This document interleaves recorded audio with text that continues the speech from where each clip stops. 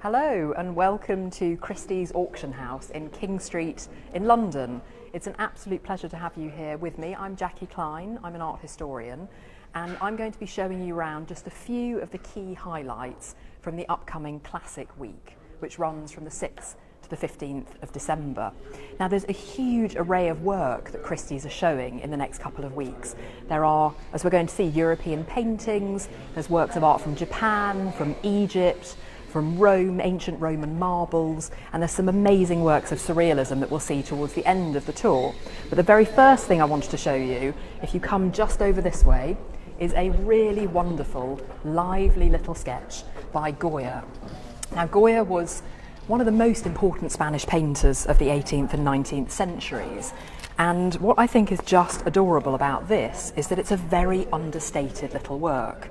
So he painted kings, he painted queens and dukes, but he also painted regular people going about their everyday lives. And what we've got here in this little sketch is a woman going about one of her daily tasks. She's got some pictures here next to a fountain, and she's also got her two sons with her.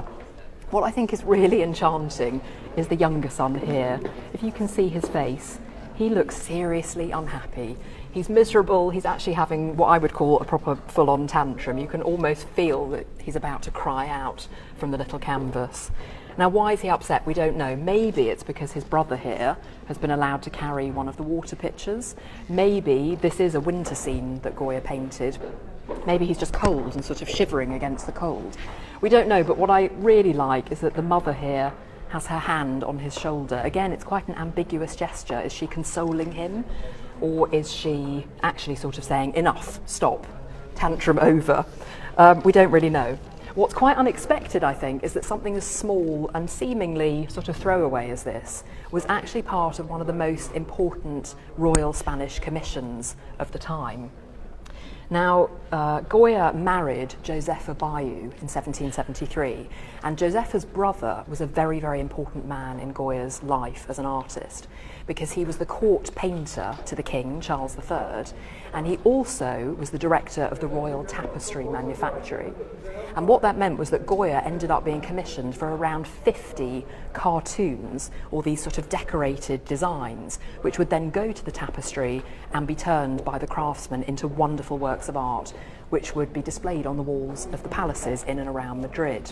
And that's exactly what we're looking at here. This is a sketch for one of the tapestries that would be put up in the Pardo Palace just outside Madrid. And the main theme for the 12 or 13 pictures that Goya had to paint at the time for this palace, it was for the dining room, the setting. And the main theme that he had to follow was the four seasons. And a little bit like this picture, he didn't go for big, grand, mythological subjects. He went for something much more everyday, scenes really from everyday life. And they're really charming, in fact, and I think they completely fit the idea of a social space like a dining room. King Carlos specifically requested paintings of pleasant, light-hearted subjects, and I think again that's exactly what Goya has captured here. There's something sort of pleasant, funny, rather silly, and you see that in other sketches too. So he would have had to submit all of the sketches, including this one, to the king to get their approval, basically, before they went ahead. Now, in later life, Goya's work turned much, much darker because his life really turned quite dark. He went deaf, his wife died, of course, France under Napoleon invaded Spain. All of these things led to his eventual mental breakdown. And what I love about this slightly earlier work from the 1780s is that there's a complete freshness, there's a real spontaneity and lightness of touch. And I just think it's completely charming. Time is marching on. We're going to head into the next gallery over here. Although do take in en route some of the wonderful things that are on display. There's wonderful Venetian paintings by Canaletto, by Guardi, I can see. But what we're going to look at next is actually another Spanish painting, but from about 100 years earlier than the Goya that we were just looking at, and much, much larger in scale. So this is a painting by Murillo, the Spanish artist, and he was probably best known for really moving art from showing mostly sort of serious, quite strict Catholic religious scenes to still showing religious scenes, but showing them in a much more humane and sympathetic way. So what we've got in this picture is Joseph leading the child, Christ, and sort of almost offering him towards us as the viewer. There's something very delicate, I think, and very intimate, despite the scale of this picture, actually, about this work. And Murillo had been hugely inspired on a trip that he made to Madrid in 1658. He'd been very, very much inspired by the work of Titian and also by the work of Rubens, which meant that he took on board their incredible use of colour and also their sensitivity to light. And one of the things that struck me, why I chose this picture, is that there are actually all sorts of different sources of light here. So you've got the light coming from heaven up above with the clouds and the little putty sort of falling out of this froth of clouds. You've got the halo around Joseph's head.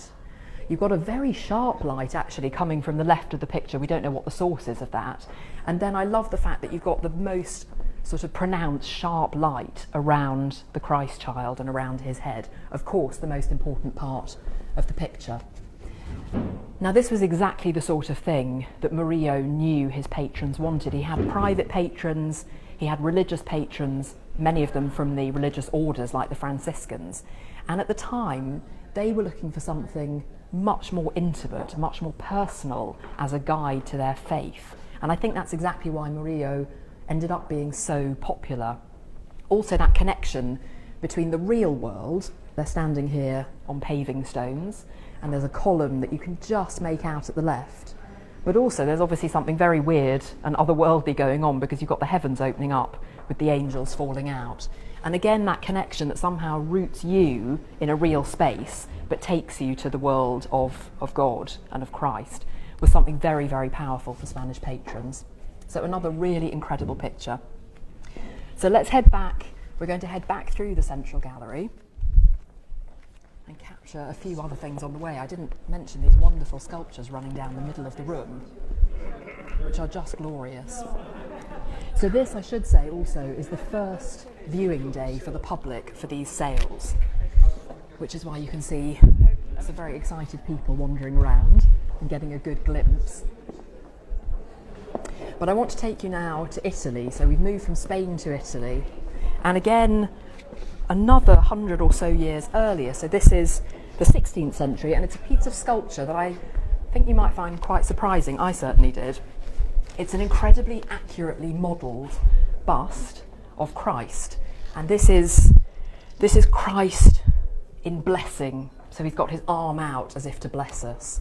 And excitingly, this work has only recently been attributed to a very important artist who was working in Bologna in the early 1500s called Alfonso Lombardi. Now, Bologna is very important as the setting for this sort of work because as a sculptor, which is what Lombardi was, he obviously had to find materials to work in. Now, Bologna is in the region of Emilia-Romagna in Italy, where they don't really have much stone or much marble, but what they do have is an amazing amount of incredibly fertile alluvial soil, this very silty, muddy soil. And that was what was used as the basis for works like this, which is made from terracotta, which of course uses the sort of burnt or cooked earth. And actually from the 1400s through to the 18th century, Bologna became one of the centres for terracotta sculpture in Italy. So he was working in this wonderful tradition.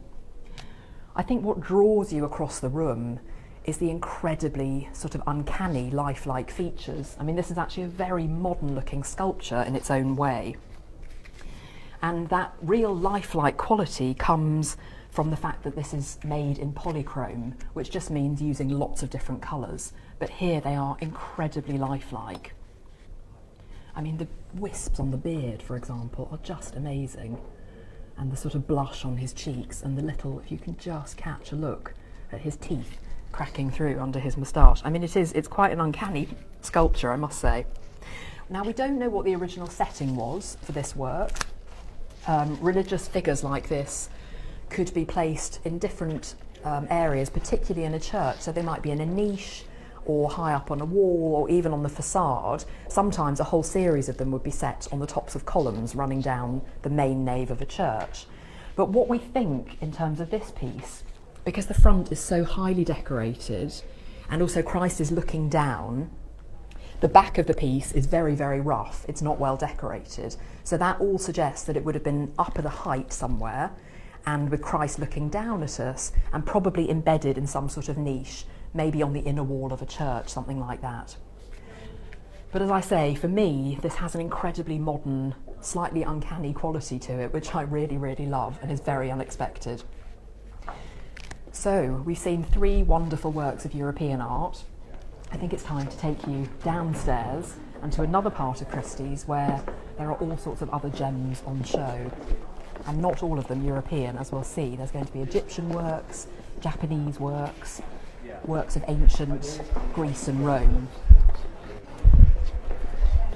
And just a reminder for those of you who might have just joined us, we are at Christie's on King Street in London, and I'm Jacky Klein. I'm an art historian taking you on a quick whirlwind tour of some of the most wonderful things on show.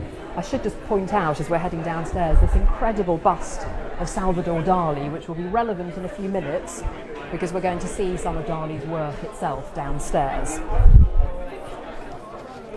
There are works by Constable. We've seen some Canaletto upstairs, there's Bruegel, there's a Japanese horse, there's Chinese vases. There are really, it's an incredible array for what is Classic Week here at Christie's, running from the 6th to the 15th of December. So we're heading through the central part of the auction house here and towards something Japanese that I thought might tickle your fancy. It certainly did mine. And I'm very interested in sculpture. I mean, I have to say actually, for an art addict like me, being able to wander through the galleries here and see such an amazing display of work from all different times and periods, it's a bit like being in a sweet shop. It's a complete treat. But here we are in one of the galleries which showcases a whole selection of works from different sales which will be happening, as I say, between the 6th and the 15th. We're heading over here to this rather spectacular looking Japanese work of art. Now from across the room, this, when I first saw it, I thought might be some sort of modern or even 19th century sculpture. In fact, he's not a sculpture at all. This is a suit of armour from the Edo period. We think dating from around the 17th to 18th centuries. What is absolutely amazing when you come up close in a second is the amazing array of materials that would have been involved in the making of this. So you had an armourer who would have overseen all of the craftsmen. So what have we got? We've got green silk brocade here, or I should say green brocade with gold silk on top of it. We've got in the skirts here hardened leather. There's obviously chainmail running along his arms. There's a lot of iron here, so the breastplate is made of iron. And what I particularly love actually is the iron face mask with this bristly moustache, and actually apparently has a detachable nose, which I thought was rather wonderful. But you can just imagine this is one of the most incredible kind of collaborative works of art that you could imagine, because dozens of different craftsmen would have had to be involved in the making of it. I especially love just here at the front on the helmet, you've got this kind of leaping lion dog figure on this wonderful iron plated helmet, and it gives it the whole sense, a kind of amazing animalistic aggressive feel, which of course is the point of armour. It is supposed to scare you. So this sort of armour was called Tosai Gusoku, which means equipment of the times, and actually it was seen as a work of art even in the 17th and 18th century. This wasn't really used for actual battle. Already by the Edo period, which was from about 1600 to the mid-19th century, Japan was actually enjoying a great period of peace and relative prosperity. So men didn't need to wear this to actually go into battle. So who was it worn by? Well, it was worn by the daimyo, or the feudal lords. And there's an interesting story here because they always had 2 properties. So they would have one property out in their domain in the countryside and another one in Edo, which is modern-day Tokyo. And the Tokugawa clan, the ruling clan, insisted that all of the daimyo had to spend at least 6 months of the year in Edo, in their mansion in the city.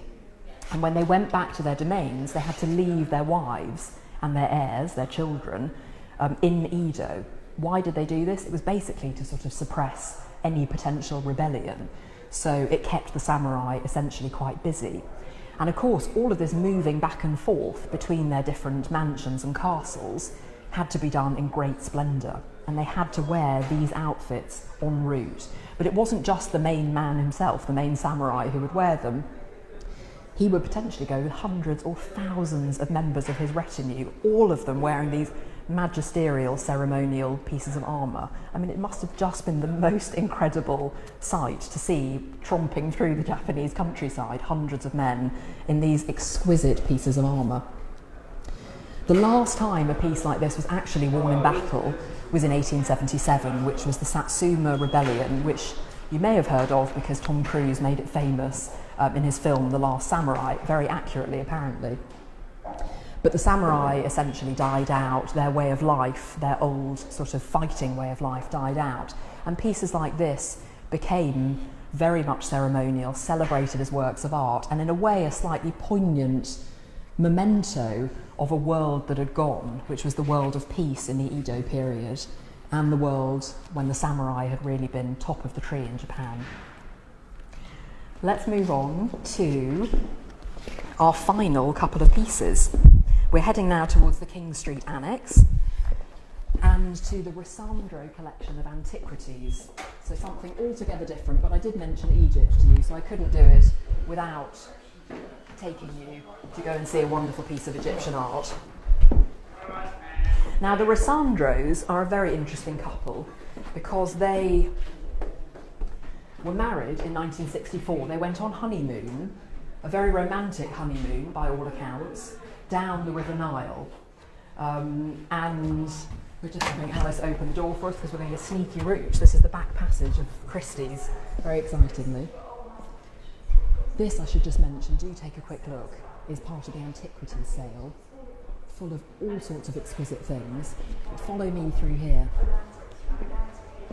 So the Rosandros, they were married in '64, they went down the River Nile on a cruise, and basically they completely fell in love with Egypt, and as a result, with its art, they went to their very first auction in 1967, and this is the rather magnificent result of their collecting. They became absolute scholars and aficionados of Egyptian art, and through the 70s and 80s, when quite a lot of major collections were being sold off, they scooped up essentially some of the very best pieces anywhere in the world. They became friends with scholars and art dealers from all across Europe and America. And as you can see, their first passion really, I love this cat. Isn't it amazing? Look at the earrings. It's just pure ancient Egyptian art. So bronzes were really their main passion, but they did also collect faience and amulets and vases and all sorts of things. The piece I wanted us to look at though is actually this one. Again, you almost couldn't get a more classic work of Egyptian art. This is the goddess Isis, and this is the oldest object I wanted to show you by some stretch of the imagination, because this dates from the Third Intermediate Period, which is from around 750 to 650 BC. So that's 2,600, 2,750 years old. This is properly ancient stuff, which is sort of amazing when you're this close that you can touch it, I have to say. And as I said, it shows the goddess Isis, who was really one of the most important deities in ancient Egyptian culture, and it shows her suckling her young son, Horus. I love the little hand just behind his head, just holding him and cradling him. Now, she was the embodiment of nature and of magic, and according to the myth, this is also very Egyptian, she was married to her brother, who was the god Osiris, because of course intermarriage in Egypt was very much applauded because it was seen as a way of keeping the bloodline pure. So the story of the myth goes that Osiris was tragically killed and rather gruesomely, I'm afraid, dismembered by his brother. And Isis decided to go in pursuit of basically all of his body parts, which had been scattered. Sorry about that, a little crash in the corner. His body parts had been scattered all over the world, and she drew them all back together. And then, miraculously, using her magical powers, she managed to give strength back to his sexual organs and fell pregnant with their child, the godchild, Horus here. So of course, through this myth, I mean, it was a brilliant story because it meant that Osiris could still reign on Earth through his son. But the great myth meant that Isis became essentially the archetypal figure of maternity and a symbol of fertility and protection in ancient Egypt. If you come and have a little closer look, I just wanted to show you one or two details of this amazing headdress. So you've got the very typical Egyptian sort of striated wig, and just above, it's hard to tell, but these little things here are actually urae, which is those very upright serpents that you get in Egyptian art. And all crowned on top of it are the two cow horns and the disc, which is the sun being probably the most important of the deities in ancient Egypt, giver of light to the upper world and the lower world, and giver of wisdom to everyone. I just think this is an absolutely fantastic piece. Very rare to find something like this as large, in such good condition, and just so exquisite as this one. From something very, very ancient, we're going to go to our last piece now, the most modern of all the artworks I wanted to show you. And again, from an incredibly special collection.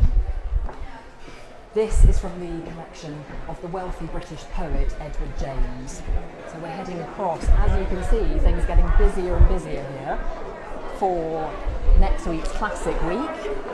The auction house here at Christie's in King Street is filling up rapidly because this is the first viewing day for the sale. Now, Edward James, as I mentioned, a British poet, but probably most famous because he was a major patron of the Surrealists, particularly Dali and Magritte.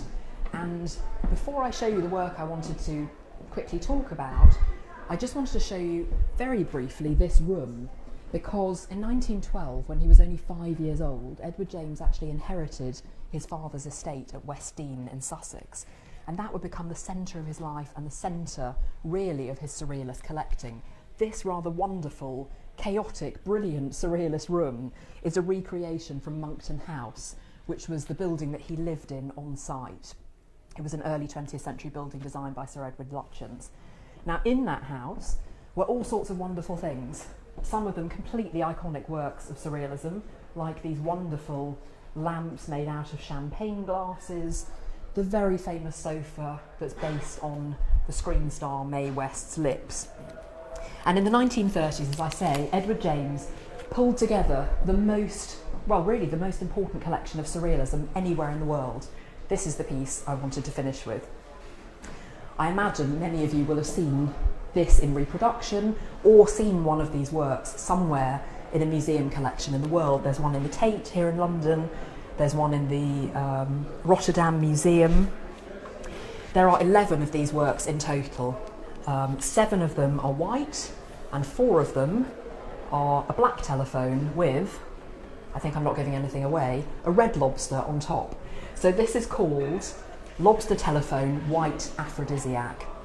And it was actually made, interestingly, the reason I mentioned James is because this piece was made by Salvador Dali in collaboration with his patron, Edward James.